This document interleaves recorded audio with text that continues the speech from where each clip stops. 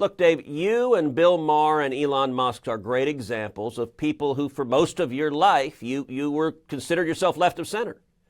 And what happened, I think Elon put it beautifully when he tweeted out a spectrum of right to left, and he had the middle, and he was left of center, and then the whole spectrum moved like crazy.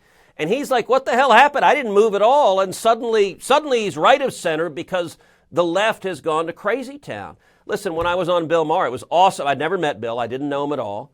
And I started by telling him, I said, Bill, I think what you're doing is really important. You're an old school liberal. There are a lot of issues you and I disagree on. But you believe in free speech. That now makes you a radical conservative because you don't want to silence anyone who disagrees with you. And I pointed out, I said, look, on your show, you actually have people from right and left. I said, there's virtually no show on television that has discussion, and I believe if we don't talk to each other, that we're going to lose the country.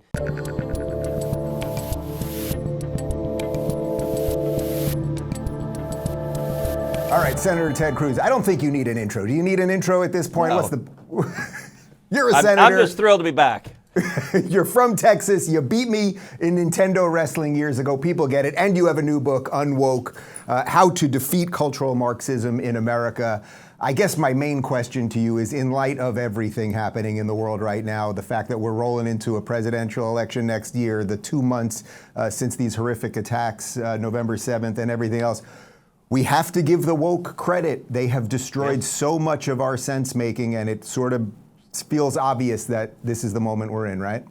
Well, Dave, that's exactly right, and it's why I wrote the book, because I think we are at a level of crisis you and I have never seen. It's never happened in our lifetime. And what's happened, what the book does is it explains how the radical left sees just about every major institution in our country. So it starts with universities, and each chapter of the book focuses on a different institution. So chapter 1 is universities. I call universities the Wuhan lab of the woke virus. That's where it was invented. It's where it mutated. It's where it spread. It goes from universities to K through 12 education, from there to journalism, from there to government, from there to big business, to big tech, to entertainment, Hollywood, movies, television, music, sports, from there to science. And then the last chapter is on China, which I think is a central nexus that is intertwined with all of them. And what the book does is, number one, it lays out how and why the radical left took over each of these institutions. But then number two, even more critically, it lays out a positive, proactive battle plan for here's how we take them back. Because I think if we don't take the institutions back, we're going to lose our country. What does it say about our institutions, all the institutions that you just mentioned there, from cultural to political to entertainment and everything else, that they all seemingly folded to this thing? And it happened on all of our watches. I mean, I include all of us in that. Yes. Well, listen, it was deliberate, and the book explains, it goes back to the 1960s. You look at Marxists. Look, Marxism, as you know, originates with Karl Marx. Karl Marx laid out a view in the Communist Manifesto that viewed the world as fundamentally in conflict. And it's a conflict between oppressors and victims. And Marx viewed it in socioeconomic terms. So the oppressors were the owners of capital, the victims were the proletariat, the working men and women. And the solution that Marx advocated for was the violent revolution of the victims, the proletariat, to overthrow their oppressors and use government power to forcibly redistribute the wealth. Well, what happened is in the 1960s and 70s, the Marxists began infiltrating universities. They began becoming tenured faculty and administrators. And from there it mutated. And you began to see different prisms put on Marxism. So critical race theory is the same conflict lens, but it's based on race instead of socioeconomic status. Queer theory is the same thing, but based on gender and gender identity. In every instance, it's a fundamental conflict and supporting the violent revolution of the so-called victims. And you know, you talked a minute ago about what's happening on college campuses, the vicious anti-Semitism we're seeing on college campuses. That is a manifestation of the rot of cultural Marxism. I was talking recently with a fellow who's a very successful businessman in Silicon Valley, and he's a man of the left. He's been a Democrat his whole life. And he was expressing horror at where this anti-Semitism was coming from and confusion, like where did it happen? And I explained, I said, look, for the radical leftist, they have defined Jews as oppressors, and they have defined Palestinians as victims. And once they do that for the cultural Marxist, the policy they support is the violent revolution of the so-called victims against the oppressors. And it's why you see Black Lives Matter and university students and professors cheering for the Hamas terrorists, because any violence, any horror is justified for the Marxist once it is the so-called victim overthrowing the oppressor. Are you hopeful that at a national level we can reverse this? I mean, you know, Yes. I'm in Florida where we're doing an awful lot to push against it. You're in Texas where you're doing an awful lot. But it seems to me when I see these rallies in New York City and in Chicago and these Democrat-run cities, I don't see any will to stop any of this stuff. So, Dave, I really am optimistic and I'm hopeful. And what the book Unwoke does is, as I said, it lays out a battle plan for here's how we turn it around. And I really focus on three buckets of tools that we can use to take the institutions back. Bucket one is sunlight and transparency, because the ideas of the radical left are wildly unpopular, and simply exposing them is a powerful tool against them.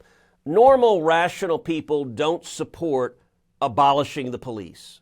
Normal, rational people don't support open borders and the chaos at our southern border. Normal, rational people don't root for Hamas terrorists. And so sunlight is powerful. Secondly, what I advocate is changing the cost-benefit analysis, and in particular, increasing the cost for individuals and for institutions to go woke, increasing the disincentives. And then third, what I advocate is can you give me a little detail? Can you give me a little detail on number two? Because I think that's the key one. People think they can now just get away with anything at all, with no cost. Well, let's take, for example, the chapter I have on big business. I do a deep dive into what happened with Bud Light and Target and Disney.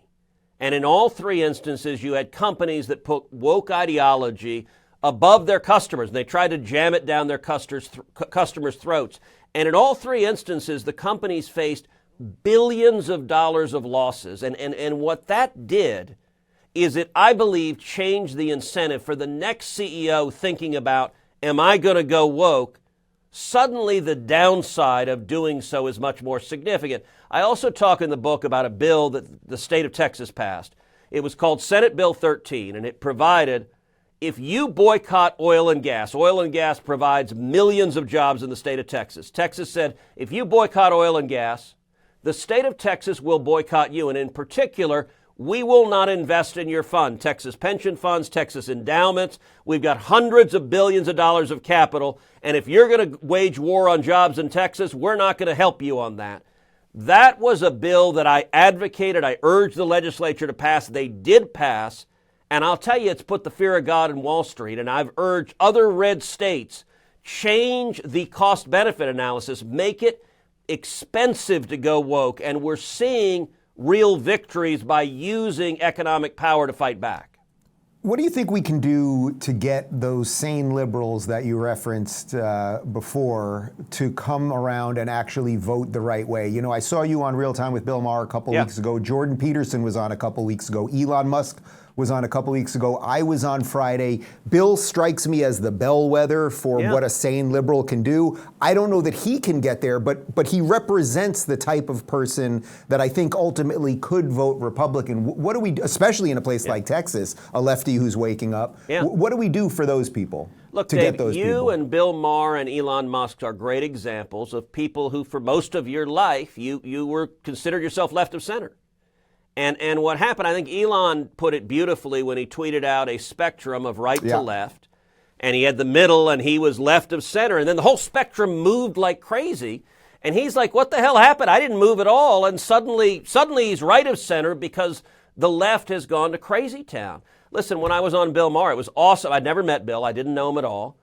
And I started by telling him, I said, Bill, I think what you're doing is really important. You're an old school liberal. There are a lot of issues you and I disagree on.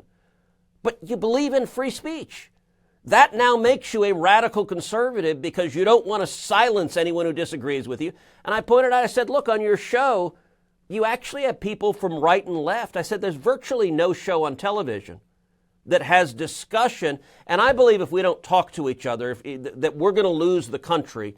And so I think Elon Musk had never voted Republican until 2 years ago. Myra Flores was the first Republican he ever cast a ballot for. And I do think, listen, we have the opportunity. I've been a conservative my whole life, but I think as conservatives, we can defend very simple common sense propositions. Things like free speech. You know, it's not symmetrical. The left wants to silence their opponents. The right doesn't. I don't want to silence Bernie Sanders. I don't want to silence AOC. I want everyone to hear their idiocies. And I agree with John Stuart Mill. The best response to bad speech is more speech. And so I think we have an opportunity to be engaged in simply common sense and to be happy warriors. If someone wants to be a socialist, great.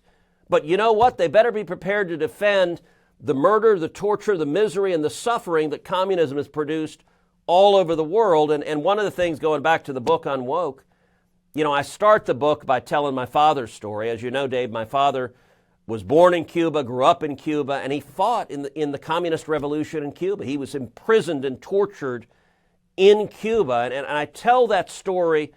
He was 14 years old when he started fighting alongside Fidel Castro. And one of the points I make is that Marxists always start with young people. You look at every communist revolution across the globe, it is teenagers who are young and impressionable and passionate, and they don't have the life experience to have wisdom. It is why the left targets universities and targets K through 12 education, because they indoctrinate. And quickly, let me get to the third bucket of tools. Yep. Which is that we need to be fighting in the arena of ideas, and in particular taking over the organs of transmission of ideas. What you do, Dave, is incredibly important. This podcast is incredibly important. I do a podcast 3 days a week, Verdict with Ted Cruz. We need to be creating alternative avenues to communicate.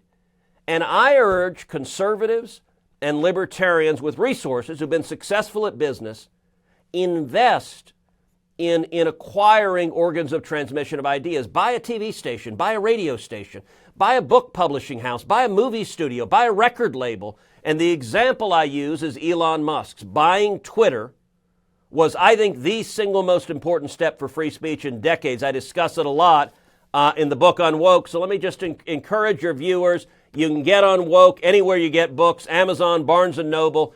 Go buy it, and I'll mention to you, it's obviously the holiday season.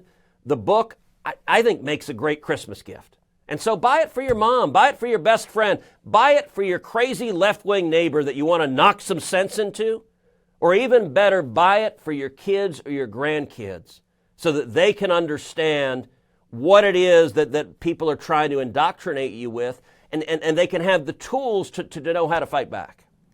A senator and a salesman. Very professional, my friend. All right, Senator, now you have 2 reasons to come down to Miami. I know you got to jump because we're going to play ball when I get my finger fixed, which I'm working on. And we're going to go down to Calle Ocho and drink some mojitos in Little Havana. Because the Cubans, if there are any people in America right now who get what freedom is, Amen. It is the Cubans. And I'm sure they'll be happy to see you. And Dave, I'll say we will do both of those. And when you're in D.C., as you know, I play hoops twice a week. In fact, it's Tuesday morning right now, Tuesday afternoon, we're going to be playing hoops. If you're here, I'll warn you, our game is more violence than it is skill. So you broke a finger. Not too long ago, one of my staff members broke my thumb. I went up for a rebound. He jammed it down in my thumb as I told my 13-year-old daughter, Daddy said a very bad word. But you'd be proud, even with a broken thumb, we finished the game. We won, and miraculously, I scored with a broken thumb. I did a finger roll. I couldn't shoot. I screamed when I tried to shoot. But I did a finger roll and scored a bucket with a broken thumb. And so, you know, persistence and being stubborn in hell sometimes is better than actually having skill. Listen, next time you come on, we're going to do a 52-year-old and a 47-year-old just explaining all of their career injuries. Senator, it was great to see you. Thanks. Thanks, man. If you're looking for more honest and thoughtful conversations about politics instead of nonstop screaming, check out our politics playlist. And if you want to watch full interviews on a variety of topics, watch our full episode playlist, all right over here. And to get notified of all future videos, be sure to subscribe and click the notification bell.